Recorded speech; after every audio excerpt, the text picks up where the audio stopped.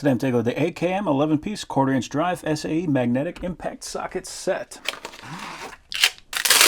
So the first thing I have to say, I really like the color of that rail. Got a nice blue aluminum rail. Does have caps and those are screwed in. And it says it's quarter-inch magnetic. So this tells us exactly what these sockets are. We have got, it looks like this is rotatable. So if you're like me and you are a little bit OCD, that's not going to be a problem. 3/16 up to a 9/16, 3/16, 7/32, 1/4, 9/32, 5/16, 11/32, 3/8, 7/16, half-inch, and 9/16. So no skips there between a 3/16 and a 9/16. You can also see those all have magnets built in, and it also has an adapter. So if you want to use a 3/8 ratchet with one of these quarter-inch sockets, you have that available.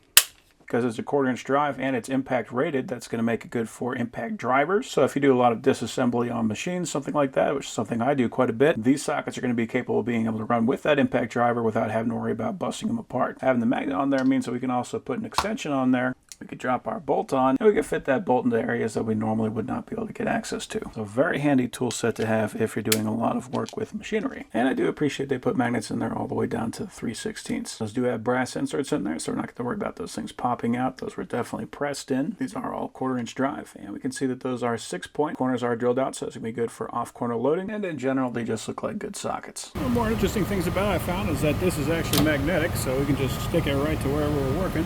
I'm going to need the 3/8. And that clicks in no problem. And what's nice about this, I can get my bolt ready to go, so I don't even have to worry about that. And that can free up my hands so I can begin assembly.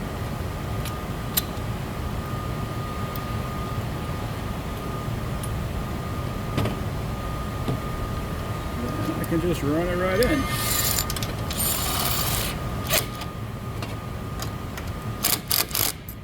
There we go.